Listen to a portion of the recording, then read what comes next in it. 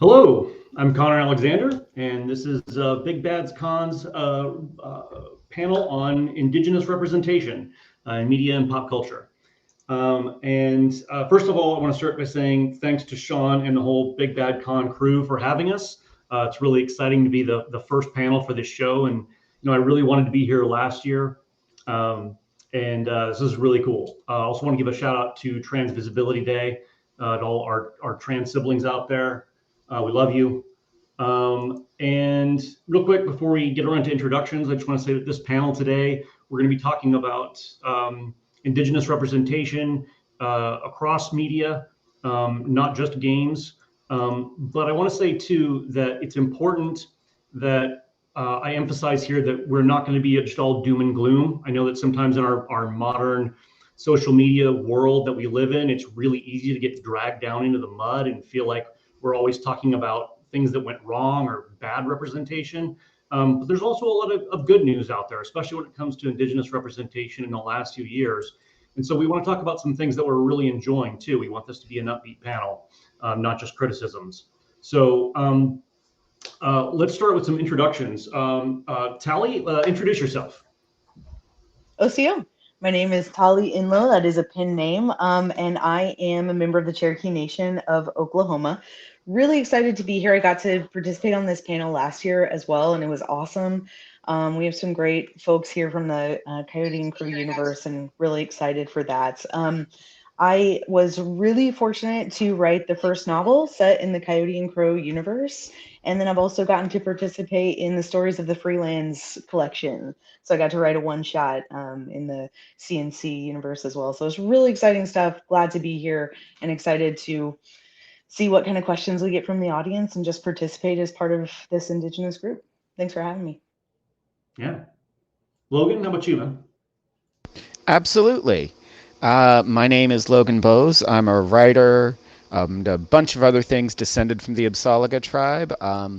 I've had the pleasure of being a part of Coyote and Crow since right after the core book, and I look forward to some exciting things we've got coming up. Excellent. Sorry, you met? Yeah, so you're the last one. So Skanagaga Satdagaronis yung Gyats Gahaga. My name is Satdagaronis. I'm a Gahaga Mohawk in our language. I am a art lead for a game studio out of Hamilton, Ontario called Achimo Astawanan Games. I've also worked with Connor on Coyote and Crow doing some illustration for a couple in the core rulebook for Coyote and Crow, and I have some stuff coming out in the Stories of the Freelands. So awesome. Glad to be here, and hopefully this is a fun time for everybody. I should add too that I've loved working with all three of you. It's been a real pleasure working with all three of you. So it's awesome to be on a panel together. My name is Connor Alexander. I'm the creator of Coyote and Crow, the role-playing game, and the owner of Coyote and Crow Games. I'm a citizen of the Cherokee Nation. I live up here in Seattle, and I'm excited to be here and excited to talk to you all. We got so many good things coming for Coyote and Crow Games, and I'm excited to talk about what's going on in the rest of Indian country. So my first question for you all is, let's just jump right into the good stuff. When you all were kids, what was the first thing you remember as far as seeing natives in media representation? Like, what was your earliest memory of going, oh my gosh, there's a native on screen? Yeah, that's it. Whoever wants to jump in first. My dad was a huge Westerns fan. So old school Westerns, exactly the stereotypes that you think, and we watched a lot of them. We also got all like the traditional stories, all the legends and culture from around the area in Oklahoma where I grew up, and at the same time we're seeing on television, the stereotypical stuff. So that's like the earliest, most vivid thing that I think of, which is way different from what we see nowadays, which is awesome. Yeah. So my own experience, a lot of kids my age, their first introduction was Pocahontas. Fortunately for me, that wasn't it. Mine was actually Brave Star, which Oh yeah. isn't massively better, but it's still much better than Pocahontas. So, and I lived away from my people. I only reconnected as a grown up, and it's been a really interesting journey so far. Yeah. Yeah, I was gonna say, actually, Brave Star was on my list. I'm a child of the '80s, so I'm old now. So like, honestly, Spirit from GI Joe, Oh and wow. Yeah. and I can never remember his name, but there was a helicopter pilot who was also a member of the GI Joe, and Really? I believe he was actually Cherokee. So Huh. so there were two natives on GI Joe, but one of them, since he was a pilot, he always had a helmet on, so you almost never saw his face. Wow. Breaking boundaries. But yeah, see, it's like It's also I'll say Brave Star was definitely the indigenous futurism one that I oh saw. It's like, yeah. yeah. I Also, totally it's missed the GI Joe boat. Like I'm just a little older than you, and I just missed the GI Joe boat. So I'm going to really date myself here. For me, it was in the Super Friends with Apache Chief. Yeah, going way back there. And then a few years after that, it was the Marvel Comics character Shaman in Alpha Flight. Those were the two big ones for me. dang. So as a kid, I didn't grow up like watching a lot of westerns. Like our household was like far more of like a sci-fi household, so I didn't really see many westerns until I was older. And then by then they were cringe, right? Like by the time I was old enough to really appreciate them, it's hard for me to watch them now. I can't even go back and watch like old Clint Eastwood movies. They feel wrong now. Speaking of cringe, y'all remember Atreyu from Neverending Story? if I say no, does that delete it from my memory? If only. I mean, there's a collective trauma for '80s children and like maybe early '90s I children. barely remember that movie. I Seen that. really need to go back or maybe I don't need to go back and watch it again. I don't know. If you like horses, don't. Oh, I do remember the horse scene. Oh my god, I Yeah, do remember the horse scene. yeah. Yeah, It's that like one burned into my brain. 15 minutes in or so, and just like, hey kids from the '80s, you want to have some lifetime trauma? It's all right. Okay, so carrying on with that theme, let's scroll forward a few years. What's the first time you felt like you saw yourself, not just natives, but like yourself or a character you identified with in any kind of media, not just TV, but like it could be in games, it could be something else. When did you go, oh, like this feels like it's representing me accurately, and I'm pulled to this character or this setting? So for me, it was a video game that came out in like the early 2000s. It was Wild Arms 3, and there were people called the Beskar, and I don't even remember the character's name, but it was a Wild West JRPG, and they had the Beskar people were natives. They were not natives, but they were natives. And one of the main characters was I don't even remember his name, unfortunately, but he was very relatable just because he was important but away from his people, and it felt accurate. Yeah, I think for me it was Thomas in Smoke Signals. I've always been like a huge nerd, and Thomas's like awkwardness and his nerdery, like I was like, oh my god, there are other like Indians out there that are nerds, and oh my gosh, like I felt so immediately bonded to Thomas. And what's weird for me is that like that was in the 90s. I was already in my 20s at that point, and I'd sort of like forked my identities. Like I had my goth industrial side of myself, and I had my Cherokee side of myself, and I had my nerdery side, and like I never thought those would cross paths in any way. And so seeing Thomas, I was like, oh wow, I can be an indigenous guy, and I can be a nerd. I didn't realize I could do that.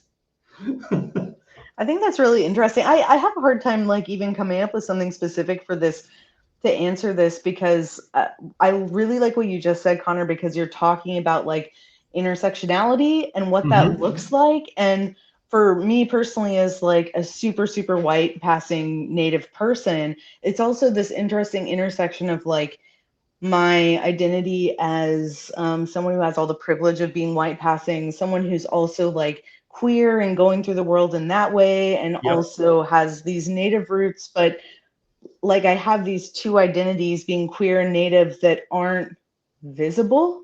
Yeah. Like they're not visible traits. So it's kind of like hard to see that. It's an interesting question.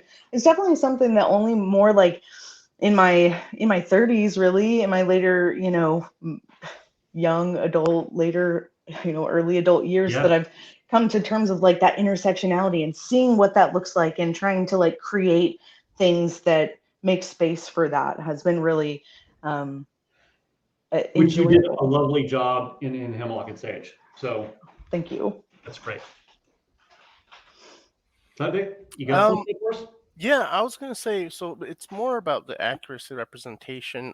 For me, it was Assassin's Creed 3, and as a Kanyangahaga, as a Mohawk person specifically, the main character in English is Connor, but in Kanyangahaga he is Rodun Haredun.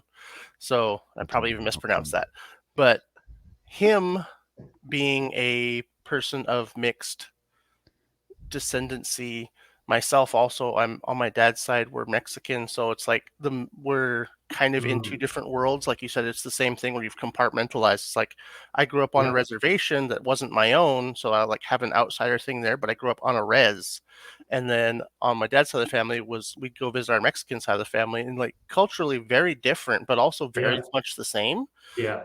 So like relating to his character where he's stuck in between these two different cultures and trying to reconcile them was really, really important. And the character who played his mother, Ganathio, was actually played by Ganathio Horn, who'd go on to be the deer leader in Reservation Dogs. I didn't know she did that voice. Yeah, she was. Cool. They named the character after her. That's so cool. She is the very first person to speak Kanyangahaga in the game, and to hear my own language spoken and not to be able to know what they were saying made me cry. Like at that exact moment, I knew what had been stolen from me. And, like I said, that was the most accurate and incredibly painful, but also really, really exciting because it opened up my eyes. Like there's issues with the game, of course, but in that initial moment, it was super impactful. Yeah. Going back to hearing your language spoken, I had just this last summer got the chance to go back to Tahlequah, and in walking down the street, I actually passed two people who were speaking Cherokee, and it blew me away. Like it brought tears to my eyes, both in kind of the way you said, but also in sort of tears of happiness. That like I'm walking down the street, hearing my language just spoken out in the open. It wasn't an event or a gathering or anything. It was just out in public.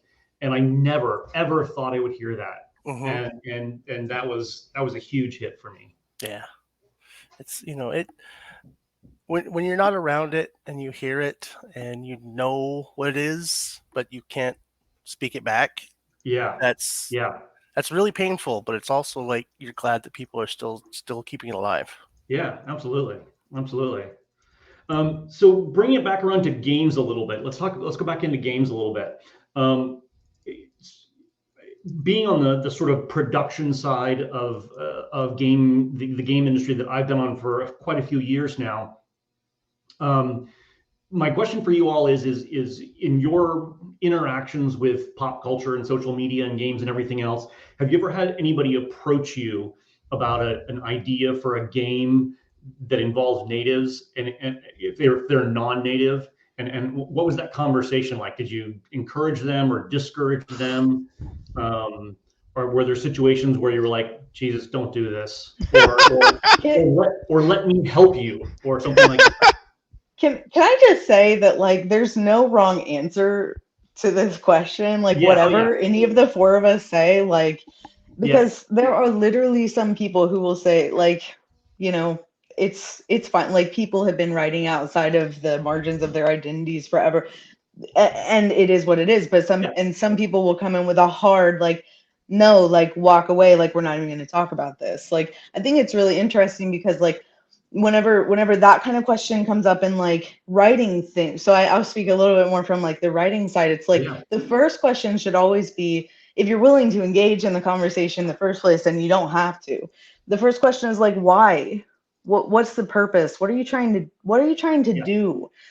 Because I feel like there are so many themes that resonate strongly with Native people that are universal, or at least widely cherished and embraced by cultures across the world. So, like, you've got the importance of family and nature and connection to the land, and you've got good humor and jokes and love of food and oral tradition, and sure, like, the sad things, the less happy things too. But, like, natives are resilient and funny and adaptable, and if, like, people want to take those traits and turn it into a game, that's awesome. I want to play it.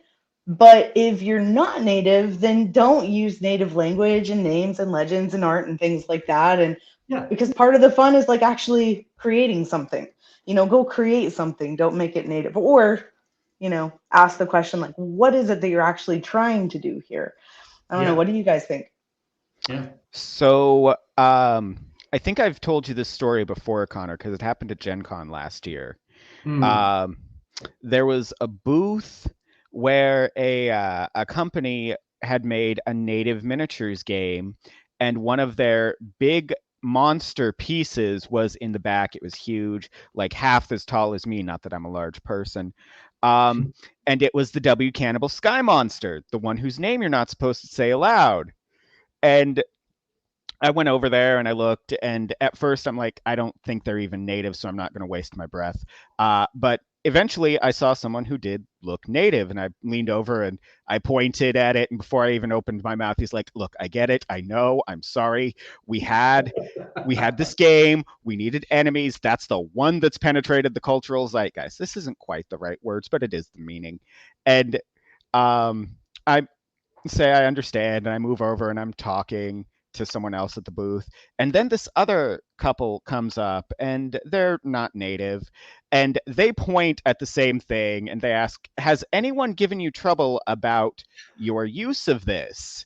And the guy just thumbs over at me, and I'm like, hi, I was just reading in the Riot Act. At which point they both came over and, so tell me about it. Why is this a big thing? And I explained that within the cultures that originated that belief, you're not supposed to say the name.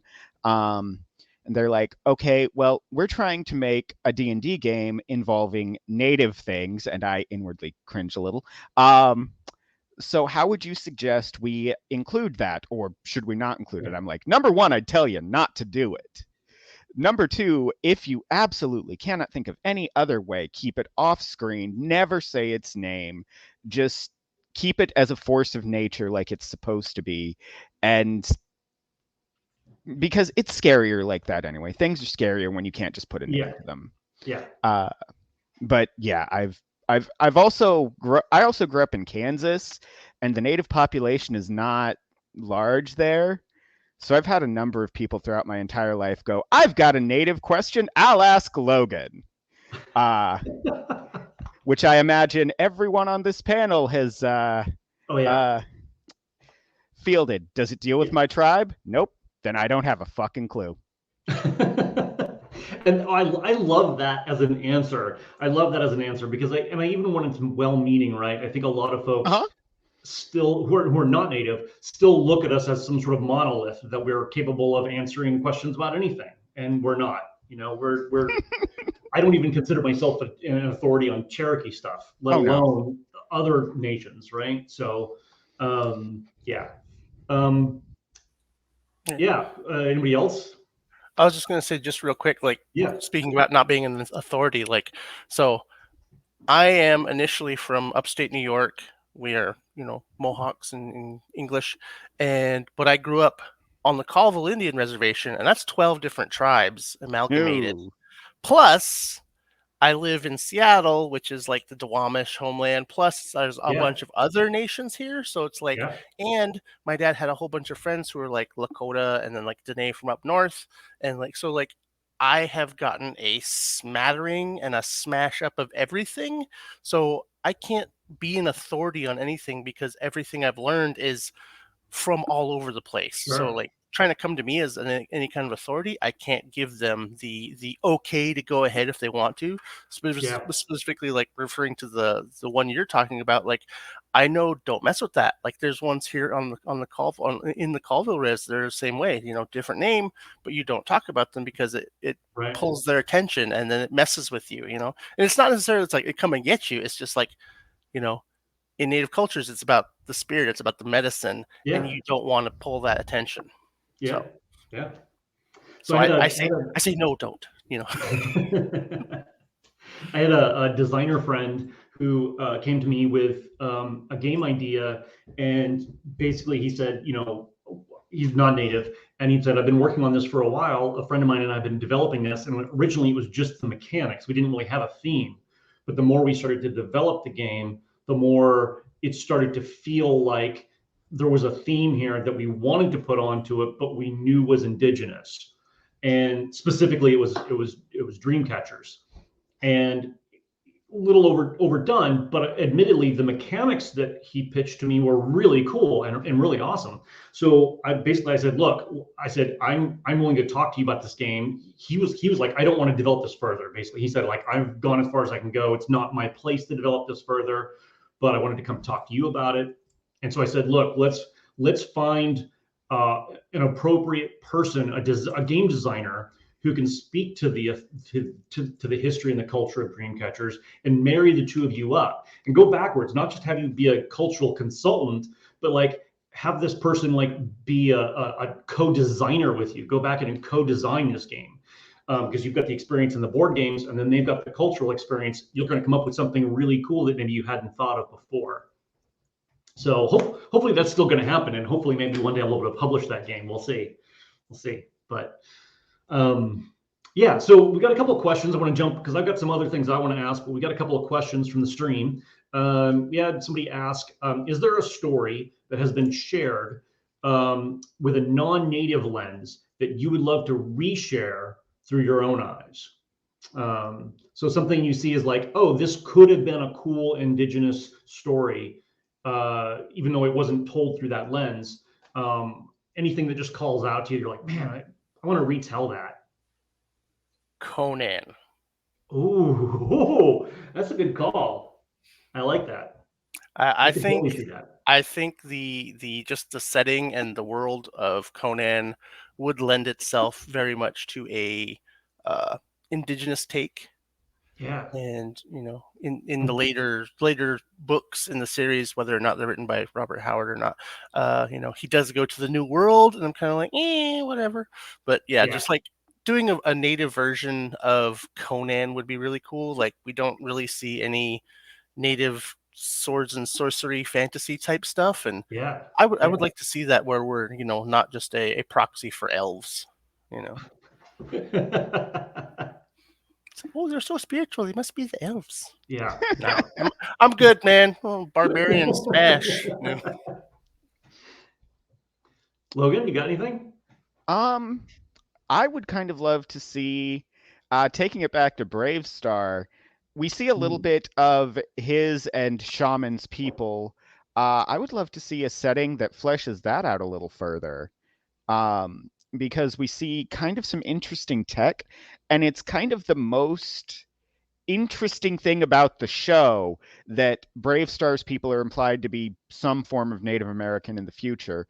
But the architecture and everything, whereas New Texas and that planet is a pretty generic Old West town with robots and aliens, Brave Star's people have these really, anymore they're kind of cringe, so update it, get a little close to actual representation. But I would love to see that expanded on. Sally, you got anything? My first instinct is something like sci-fi futurism, even if it's something in the vein of like Horizon Zero Dawn or something like that, where we get like more of like a central character who's indigenous, could be really amazing. But I'm really, I don't know Brave Star. I'm gonna have to go like find some old like Yeah, maybe it's on YouTube I'm or gonna have to do it something. as But well. Yeah, I'm yeah, sure it's got its moments, just like anything else. But like anything like sci-fi, and I'm also like such a storyteller. Like I've always been such a storyteller. Like anything. Let's remake anything with our people and our voices and our humor and our, you know, yeah. all the stuff that makes us who we are. So Like if we I'm could down for it go all. like if we could go back and remake every Western that had other races playing Native Americans with Native Americans, we'd keep ourselves in job for the next 50 years. Yeah, I Forever. was gonna say go back and remake westerns from a native point of view, and part of me is like, yeah, that's just some gallows humor going on there, right? Like that's just dark. Like there's no happy endings in those movies. It's just all grim, right? Well, Um, that made me think yeah. of that So scene. Was it Buster Scruggs where they're both standing in the gallows? Like, oh, first time? Like, yeah, that's what exactly, that's what a lot of our westerns would exactly. be. Um, so okay, so there's another question that's more RPG focused that we got here about Shadowrun, and it says what have your experiences been with Shadowrun, and how can that line be improved with sensitivity and representation? Before I ask for your answers on this, I do want to jump in and say that I worked really closely with Lauren Coleman, who's the head of Catalyst Game Labs for years. I consider him a friend. And he actually was really very supportive of Coyote and Crow. I don't think he ever pretended that he got representation right in Shadowrun. Like he never put that air out to me. And so he was very supportive when I told him I was doing Coyote and Crow. In fact, he backed the project, I think, at the top level. I will say that I haven't played Shadowrun since I think second edition. I think was the last time I played it, and it wasn't great then. I don't honestly know what the representation is like now. So if any of you have any experience with it, I'll let you all speak to it. So, I don't have a lot of recent experience either, but this did come up in conversation with someone sometime last year. Someone else involved, not directly involved, but involved with people who did help the game. And I'd actually asked this question about Werewolf, the apocalypse, and the kind of, let's go with fuzzy representation for natives in that. I think a big problem, especially in the 90s when Shadowrun and Werewolf were developed, is that a lot of accurate information on natives couldn't be found unless you went to the res and talked to people, and elders especially didn't really want to talk to people, understandably, Sure. after some things. And a lot of the fuzzy representation we got out of the 90s and early 2000s gaming scene and media comes from just that completely understandable lack of input. And it's getting better with time, especially with games like Coyote and Crow out there and us getting a bigger voice now. But well, I don't. And to that point, like would I've even had the chance to meet all three of you were it not for the internet, right? Like the internet allowed Exactly. me to meet all of you. So I think the internet and the digital age goes a long way. At the same time, I still run into folks all the time in Indigenous communities who don't know who I am and rightfully raise an eyebrow when I want to get like collaborate with them on something. They don't know who I am, and I get it. We've been burned so many times, right? Like we've been burned a lot. So I don't blame anybody for clamming up. No. But in talking to this person, they said they did the best they could, and honestly, I'm willing to believe that. I've got a list of people I'd love to ask some questions to, basically. Sure. Yeah. Have either of the two of you actually played Shadowrun? Are you familiar with it? It's like I've got to play like one time, and it's been a long time now. And like Yeah. it's one of the things that's a bummer too, because it's literally set in Seattle. So Yeah. Yeah. it's one of those things where it's like I should have got to play more, but I grew up on the res and we was poor and we didn't Yeah. have a lot of not a lot of people were into tabletop gaming when I was growing up. So it was very, very kind of like more playing in my own brain sort of situations. Yeah. And no offense to Lauren and the Shadowrun fans out there, but honestly, I was more of a cyberpunk kid when I was growing up. I was playing Cyberpunk 2020 way more than I was playing Shadowrun. Sorry, folks. Yeah. Okay, so going back to my questions that I had for this. My next question, I don't want this to feel too left field, and if you don't have a good answer, I don't want you to feel like I'm trying to pin you down on this one. But the company slogan for Kiting Crow Games is decolonize your gaming. And somebody asked me just actually when I was at Indigipop in Oklahoma, what decolonize your gaming means to me. And so I had some thoughts on that, but I wanted to see if any of you had thoughts. They don't have to be deep. But whatever you've got. I actually have a thought on that just recently because of a project I just finished today. The idea of decolonizing gaming to me is putting I'm going to get all political sounding here, means of production and funding behind actual Indigenous Native people and getting out of their way. A lot of publishers. That's very small. You've set the bar very low. Yeah, that's the sad thing. It is. It's very low, but it's like a lot of publishers. Like I work primarily in video games as well as like tabletop stuff. A lot of publishers, I'll be like, "Oh, we love your project, but we don't see like a market for it," or it's like we don't think there's going to be the money, and it's like, or they want to get in, but they also want to have a say. And unfortunately, that approach brings a really sort of colonial mindset with it as a Western society. So you get a lot of pushback on things that are, like really indigenous.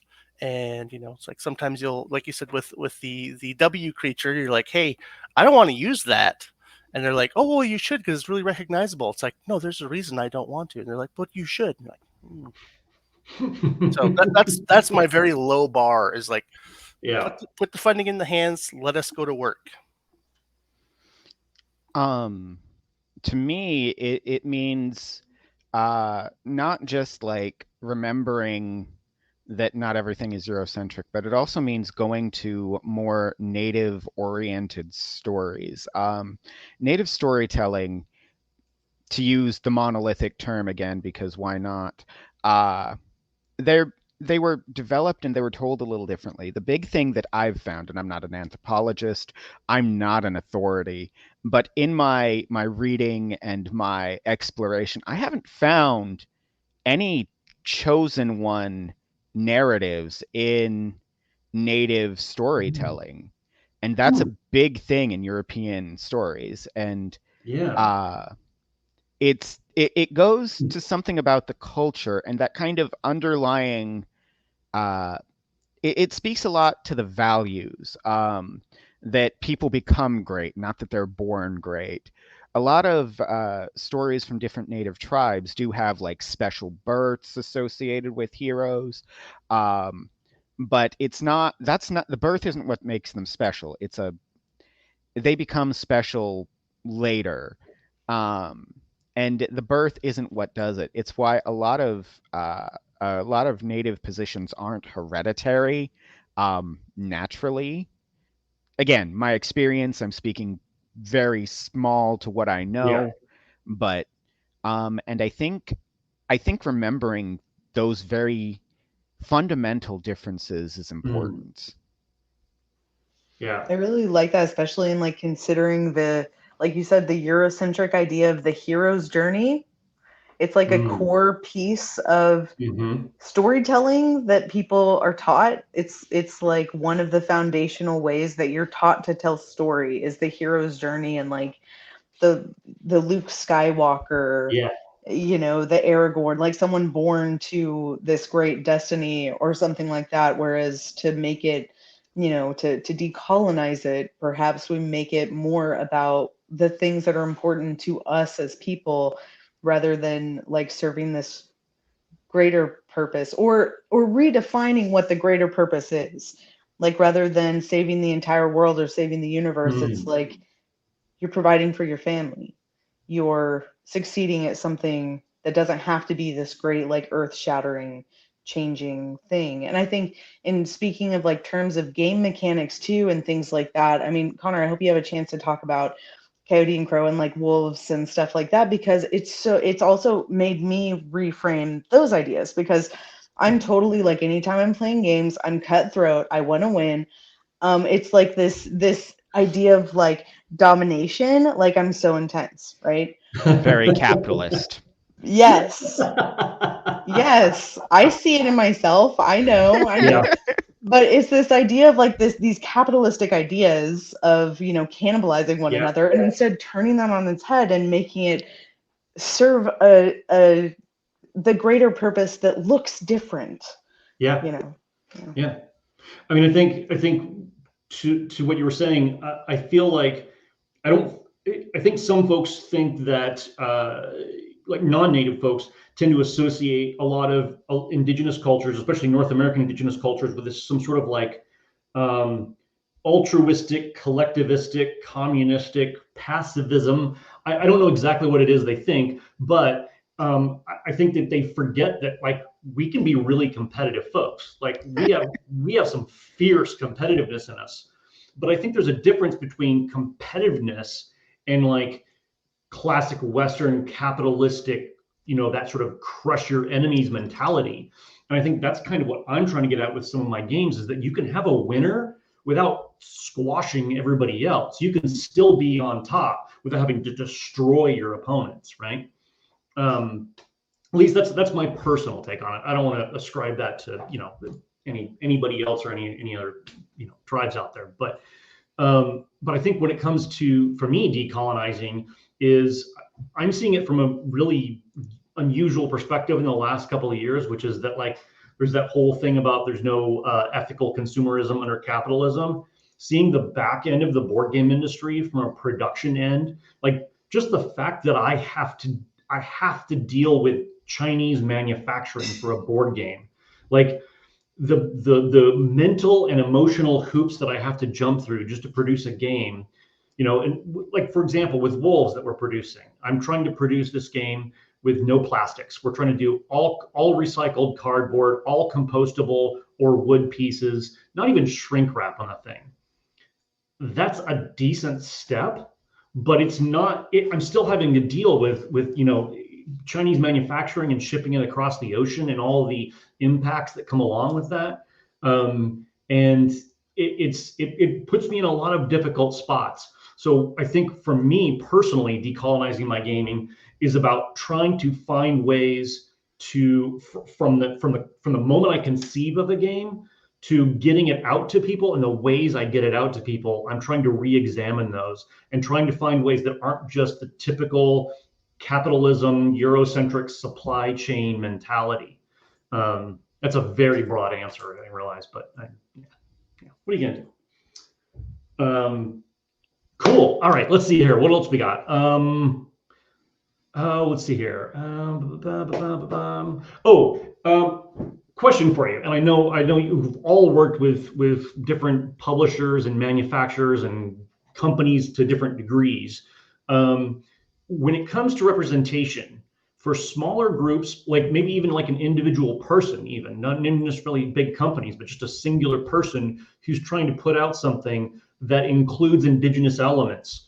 If they can't afford staff or full designers to come on their team who are Indigenous, do you guys have any recommendations for folks who are honestly trying to make the effort to be accurate and to be conscious and considerate? Do you have any recommendations for them?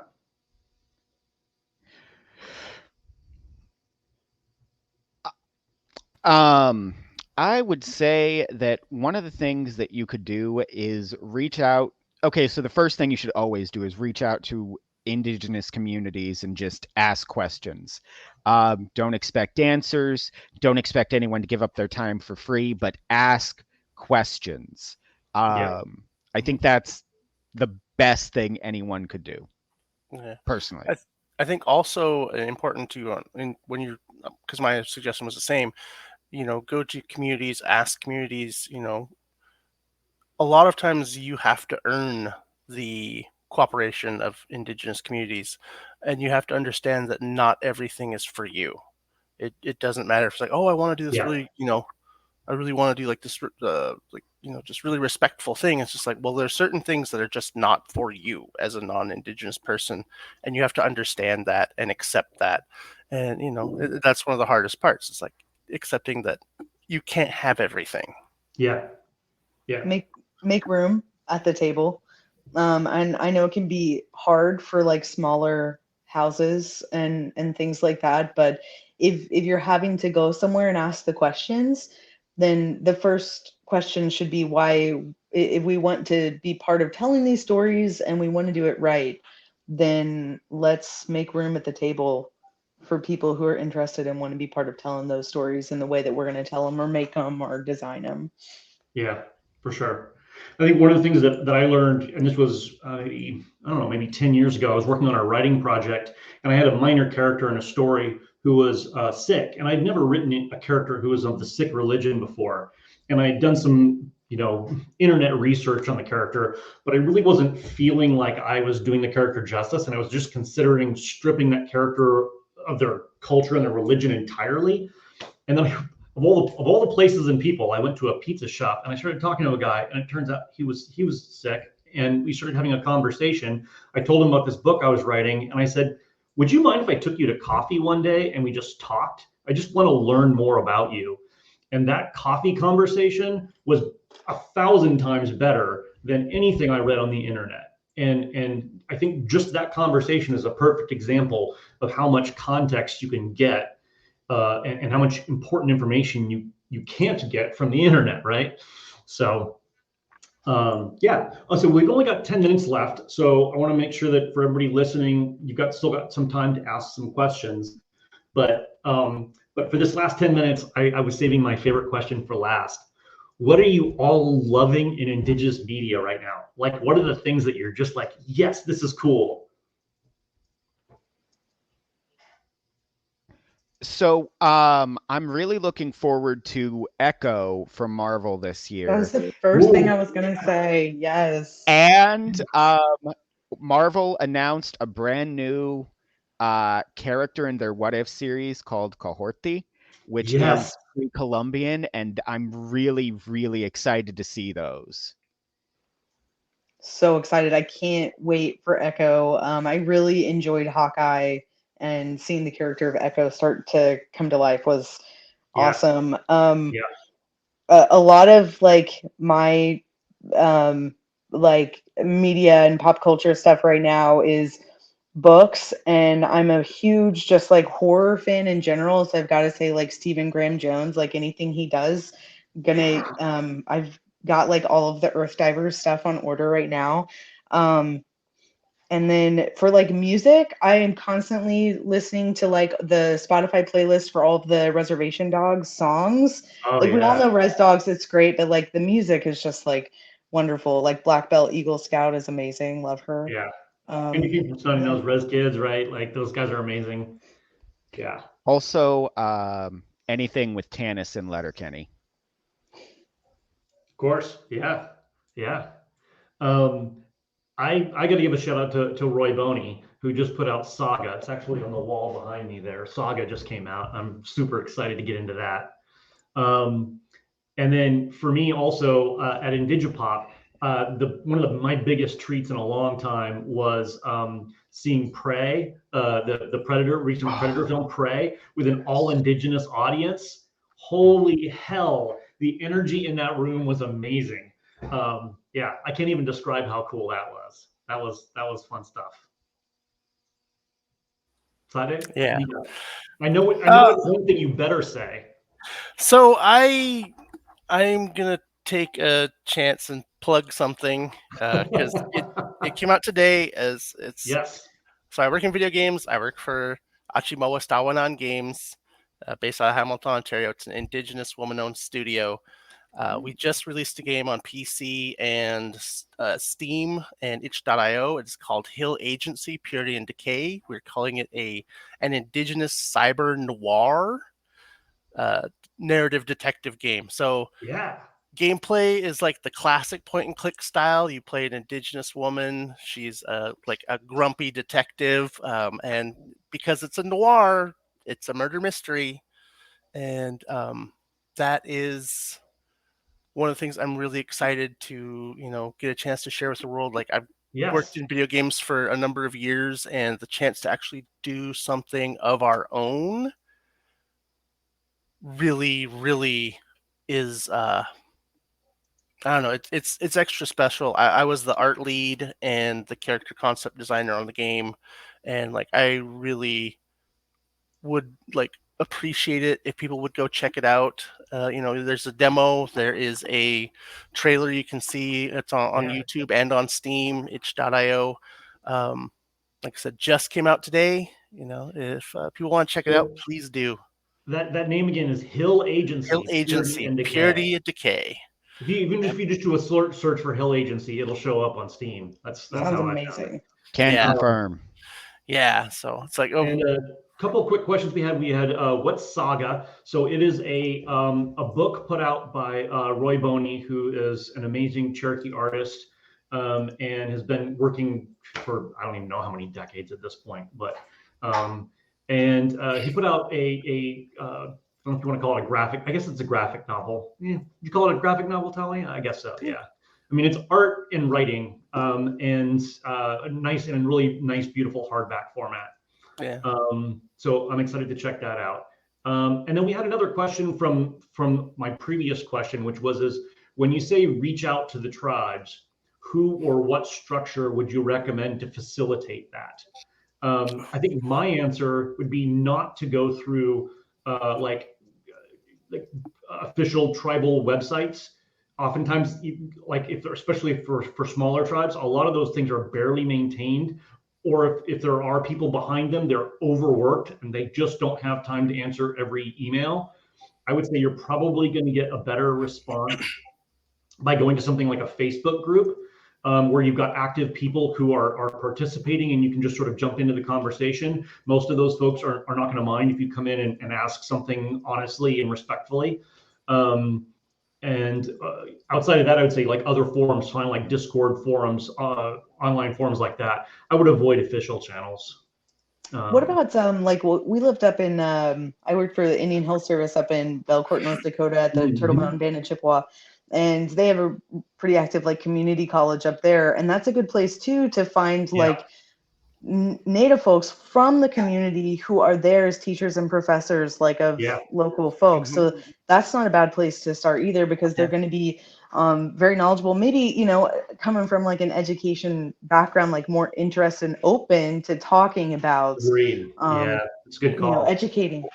So if you live near like any kind of like tribal community center or reservation library or someplace where natives are gathering in an open public kind of space where you might find some folks, I think that might be a good shot too. Yeah, I'd like to plug the Native student organization at the University of Washington. They're actually putting on a powwow on the 8th of April. So if you get a chance, you're in the Seattle area, come down to the Heck Ed Pavilion, and there's going to be a one-day powwow. Yeah, and that's a good way to reach out as well. And actually, that's a great point too. I should say to everybody out there, if you're non-native, go to some powwows. Go to powwows. You will meet really cool people. You'll see stuff there that you didn't think you were going to see, and it's a great chance to interact with people on a very like light, casual basis. If people you dance, who aren't native think that they're not welcome, but you are. Like you right, are. exactly. Yes, I think there's a fear there that this isn't for me. It's like, no, like they'll let you know if it's not for you. Yeah. They will let you know. If you dance, we will laugh, but it's with love. It is with love. All right, folks. I think we're going to be wrapping up here in a minute. I just wanted to say thank you to all three of you, not just for this panel, but for all the help you give me with Coyote and Crow. It's so lovely working with all of you. And we've got less than a minute. If anybody's got a hyper fast question, you can get in. Otherwise, this has been amazing. Please stick around for more Big Bad Con. And yeah, by the way, I'm going to be down there in the real world Big Bad Con. I'm going to be down there later this year too. So hopefully we're going to be running some. My plan is to maybe auction off a couple of seats where I story guide a couple of games of Coyote and Crow, and we'll auction off those seats for a charity. We'll see if we can get that going. So that's my hope. Well, thank you all again for coming. I really appreciate it.